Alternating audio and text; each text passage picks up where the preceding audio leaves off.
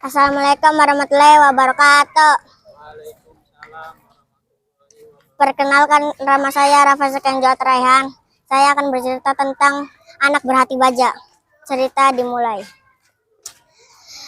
Di pagi sore ada seorang anak yang bernama Dani dan ibunya. Dani ke kantor koran untuk mencari pekerjaan dan Dani pun mengkhawatirkan ibunya. Ibunya takut marah jika Dani bekerja. Om Subarkah yang pemilik toko itu atau pabrik itu menerima Dani, dan Dani pun pulang untuk rumah untuk membicarakan itu. Setelah sampai rumah, Om Subarkah masuk untuk mampir. Dani dan ibunya sedang berbincang dan Subarkah. Ibunya terheran-heran. Kok Om Subarkah kok ada di sini? Pertama kali mampir, kata Dani. Iya Bu, kata Om Subarkah, sengaja mampir buat cari-cari Dani. Dan ibunya pun senang Om Subarkah datang. Dan Dani pun hatinya sekarang deg-degan karena takut marah ibunya. Om Subarkah pun bilang kepada ibunya, Bu, tahu nggak Bu kalau itu si Dani minta pekerjaan kepada saya Bu, kata Om Subarkah. Dan ibunya pun bilang kepada Dani, nah pekerjaan? Masa kamu ingin pekerjaan? Kata ibunya. Dani pun kecewa. Dan Om Subarkah pun hanya diam untuk mendengarkan. Dani pun bilang, Bu, saya ingin mengurangi beban ibu, kata Dani. Ibunya pun terharu kepada anaknya yang bernama Dani. Hah? Masa? Kata ibunya. Kata Dania, iya Bu. Dan Om Subarkah pun bilang kepada ibunya, Bu, nanti ada pabrik susu juga untuk mengantarkan pelanggan. Kata ibunya, memang bisa Om Subarkah, kata ibunya. Kata Om Subarkah kepada Dani, Dani, kamu kan punya sepeda kan? Kata Dani, punya Om. Dan Om Subarkah pun bilang kepada Dani, Dani, kamu benarkan saja sepedamu untuk mengantarkan koran dan susu kotak itu, kata Om Subarkah. Dani pun menganggukkan kepalanya. Dan ibunya pun setuju atas Dani ingin bekerja. Dan Om Subarkah pun pulang untuk melihat pabrik tersebut apakah kacau atau tidak. Dan ibunya pun bilang, Om, gak makan minum dulu Om, kata ibu Dani. Om Subarkah pun bilang, tidak Bu, merepotkan, kata ibunya. Udah gak apa-apa. Terus Om Subarkah pun bilang, lain kali saja ya Bu. Terus Om Subarkah menyalakan mesin motornya dan pulang. Dan Dani bilang ke ibunya, Bu, benarkan sepeda Dani Bu, supaya bisa mengantarkan koran sama susu itu Bu. Kata ibunya, boleh. Dan Dani pun senang membenarkan sepeda lamanya itu. Tapi kata ibunya, dicuci dulu ya biar nggak karatan, kata ibunya. Terus Dani pun keesokan harinya mencuci sepeda itu dan mengganti ban itu yang bocor. Dan saat sekolah, Dani menyambut adiknya yang bernama Mirda. kata Dani. Selamat pagi Mirda. Dan Mirda pun menjawab, pagi kak. Dan Mirda pun menyambut ibunya, selamat pagi bu. Dan ibunya bilang, pagi Mirda. Sesaat itu Mirda mandi di kamar mandi. Kata Dani, jangan lupa gosok gigi ya pakai pasta gigi, kata Dani. Dan Mirda selesai mandi dan mengganti pakaian. Setelah memakai pakaian, terus dia pun pergi ke sekolah.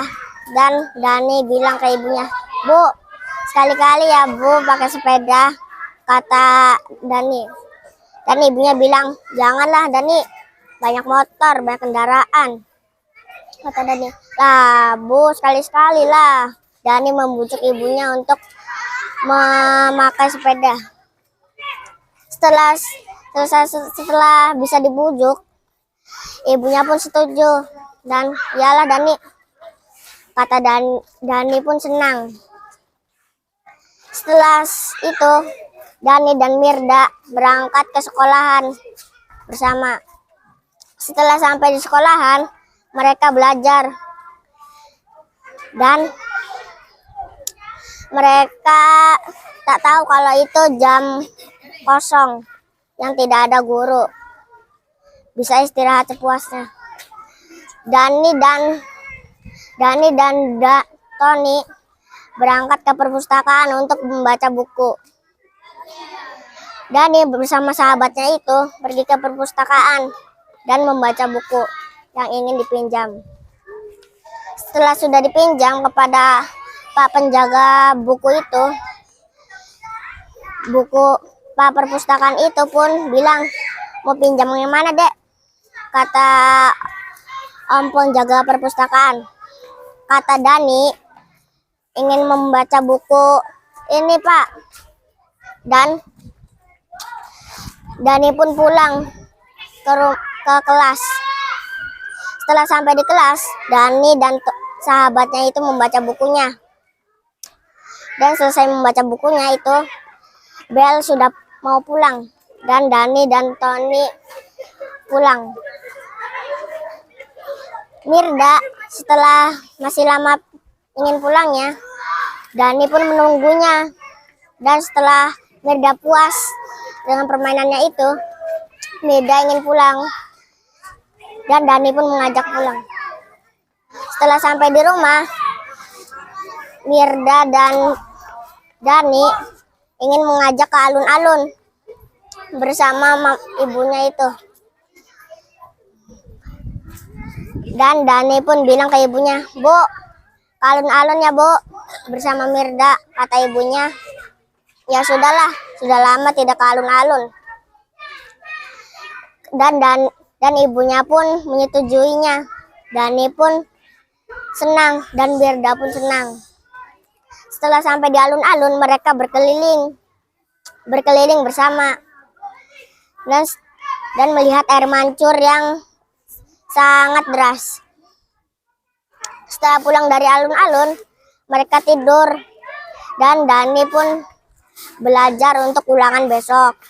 Setelah belajar, ulangan itu mendapatkan nilai 100 dan dapat ranking 1. Setelah itu dia lupa kalau ada pekerjaan mengantarkan koran dan susu. Berarti kata Dani, wah, besoklah aku mengantarkan itu. Dan keesokan harinya pagi, dia mengantarkan susu dan koran. Dia ke pelanggan. Setelah mengantarkan koran, dia pun pulang ke rumah dan berangkat ke sekolahan. Setelah ke sekolahan, dia pun diejek karena menjual koran dan susu. Dani pun tidak meladeninya. Dan Tony pun ingin menghajar yang mengejek itu, yang tidak terima Dani dihina. Tony langsung memukul kepala si penghina itu dan melibatkan perkelahian. Dan Dani pun melihatnya saja karena itu tidak mengadilkannya. Setelah sampai di situ, ketua kelas yang dia ada kelas 5 itu pun membicarakannya kepada guru,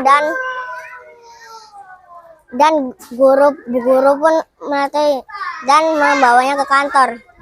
Setelah sampai di kantor, yang menghinanya itu si Gelbis memaafkan Dani, dan Dani pun memaafkannya.